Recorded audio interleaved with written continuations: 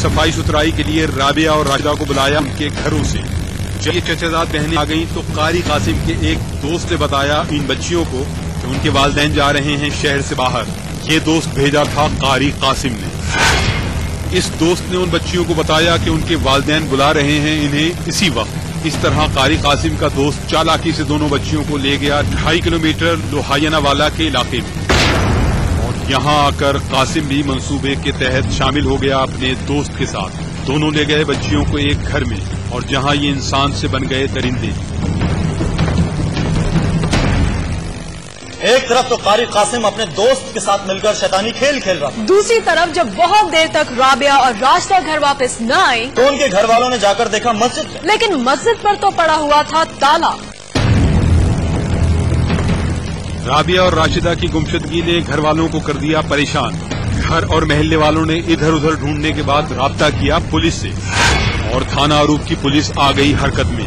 Police نے لگایا واقعات کا تیزی سے سراغ، اور پھر بچیوں کو بازیاب کرایا گیا حوث کے پجاریوں سے۔ بچیاں ہیں اس واقعے کے بعد سے بہت سخت خوفزدہ، انہیں کیا گیا بے ہوش، پھر ان کے ساتھ کی گئی زیادتی۔ بچیوں کی ذہنی کیفیت ہے بڑی خراب۔ یہ دلخراش واقعہ یقیناً ان کی زندگی پر بڑے منفی اثرات مرتب کرے گا، لیکن اس لمحے تو انہیں چاہیے ہمدردی۔ تو عادل آیا تو ہم صفائی کر رہے تھے، تو وہ کہہ رہا تھا اس طرح تمہارے گروپ میں لڑکا ہوا تھا، وہاں جا رہے ہیں تو آپ گئے، تو ہمیں پتہ نہیں تھا، تو ہمیں لے گئے، پھر اس نے ہمیں بوتل پہ ہمیں ہوش نہیں تھی۔ آپ سنتے ہیں دوسری بچی سے اس خوفناک واقعے کے بارے میں، اس کے احساسات کیا ہیں اور اس کی ذہنی اور دلی کیفیت کیا ہے۔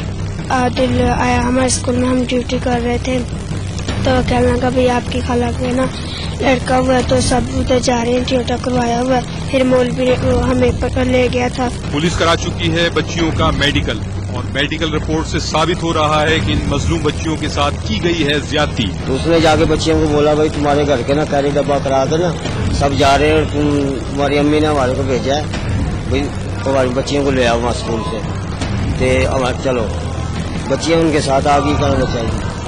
آگے مولوی کھڑا ہوا تھا، باہر میں مولوی رل گیا۔ بچیوں کے دادا اور دادی بھی ہیں ابھی تک صدمے میں، انہیں یقین ہی نہیں آ رہا کہ دینی تعلیم دینے والا اتنا گھناؤنا جرم کیسے کر سکتا ہے۔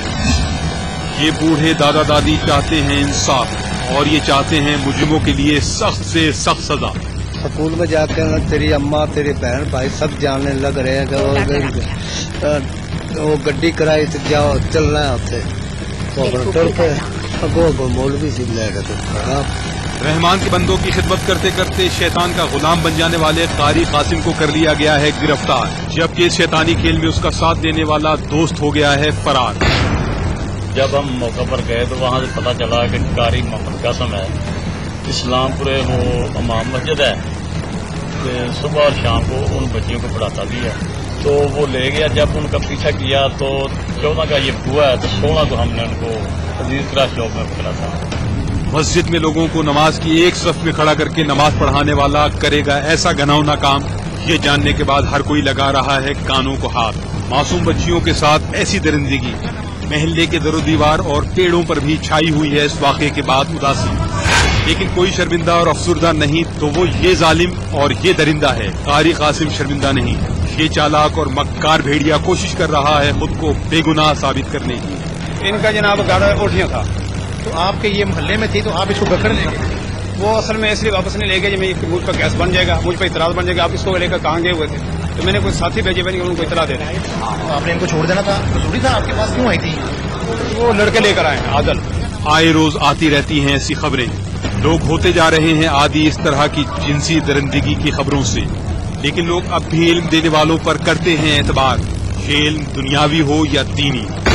اسی اعتبار اور بھروسے کی آڑ لیتے ہیں قاسم جیسے بھیڑیے، یہ جانتے ہیں کہ انہیں دیتے ہیں لوگ عزت، ان کے پاس بھیجتے ہیں لوگ اپنی جان سے پیارے بچوں کو، اور اسی معصومیت کا فائدہ اٹھاتے ہیں قاسم اور اس کے شیطان صفت دوست۔ پولیس نے پکڑا ہے قاسم کو رنگے ہاتھوں، دونوں بچیاں بتا چکی ہیں قاسم اور اس کے دوست کے سیاہ کرتوتوں کے بارے میں۔ اب یہ دونوں بچیاں اور ان کے والدین چاہتے ہیں انصاف، قاسم کو ملنی چاہیے کڑی سے کڑی سزا، اور اس کے بھاگ جانے والے دوست کو کیا جانا چاہیے گرفتار۔ اسی طرح ہوگا اس نوعیت کے جرائم کا خاتمہ۔